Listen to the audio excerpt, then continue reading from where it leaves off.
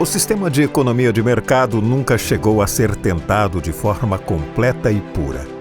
Mas, na civilização ocidental desde a Idade Média, de um modo geral, tem prevalecido uma tendência no sentido de abolir as instituições que entravam no funcionamento da economia de mercado. O constante progresso dessa tendência permitiu o crescimento populacional e a elevação do padrão de vida das massas a um nível sem precedente e até então inimaginável. O trabalhador americano médio desfruta de comodidades que fariam inveja a Crassus, Crasso, aos Médici e a Luís XIV, Ludwig von Mises. Os indivíduos têm o direito de possuir propriedade, iniciar e administrar seus próprios negócios e competir livremente no mercado.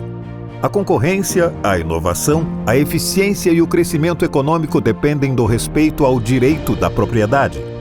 Cabe lembrar que os governos, na aplicação da lei, devem proteger esses direitos de propriedade para o bom andamento da economia e da prosperidade. A liberdade econômica e política são outros elementos fundamentais da economia liberal e de uma sociedade aberta e plural. Sem a livre iniciativa em qualquer âmbito da sociedade, não há mais economia liberal e o totalitarismo toma conta. A liberdade individual e os direitos individuais são considerados pilares essenciais para a construção de uma sociedade livre, próspera e justa. O progresso da sociedade e dos indivíduos deve ser o resultado da economia liberal. Em uma economia aberta, sem constrangimentos políticos, militares ou de qualquer outra ordem, as pessoas são responsáveis por suas próprias vidas e têm a oportunidade de serem recompensadas com base em seu mérito, onde há a criação de um ambiente de competição saudável, formação de empresas, de empreendimentos, motivação e criatividade.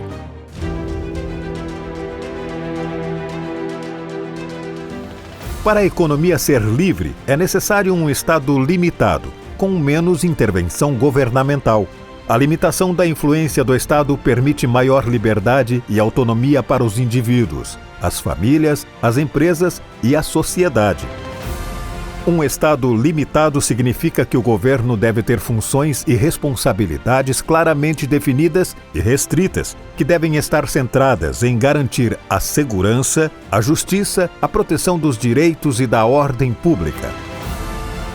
O livre mercado é fundamental para haver uma sociedade aberta e próspera.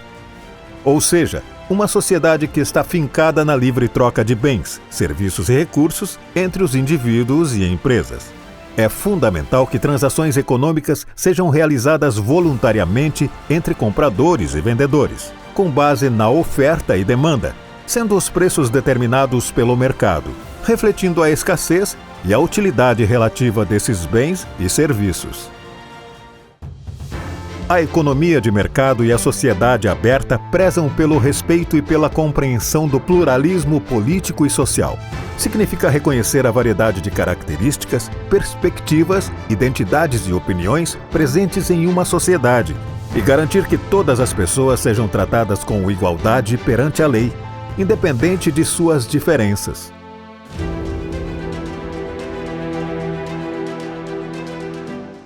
Viver em uma sociedade aberta de economia liberal é uma conquista diária, que exige vigilância das instituições políticas. Há ameaças constantes de ofensa aos princípios do direito à propriedade privada, da liberdade econômica e política.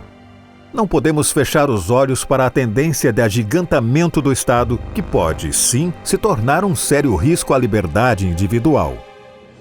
É sempre bom ter em mente que a economia liberal e a sociedade aberta são produtos da conquista trabalhosa e árdua de nossos antepassados, que devemos preservar e lutar para manter o grau de civilidade herdado.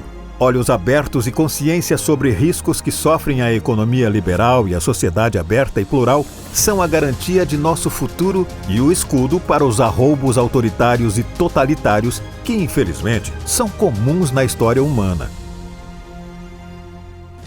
Uma vez que comecemos a confiar em nossa razão, a usar nossos poderes de crítica, uma vez que sintamos o apelo das responsabilidades pessoais e, com estas, a responsabilidade de auxiliar a promoção do conhecimento, Não podemos retornar a um estado de submissão implícita à magia tribal. Quanto mais tentarmos regressar à era heróica do tribalismo, tanto mais seguramente chegaremos à Inquisição, à polícia secreta e a um banditismo romantizado. Se começarmos pela supressão da razão e da verdade, deveremos terminar pela mais brutal e violenta destruição de tudo que é humano. Sir Karl Popper.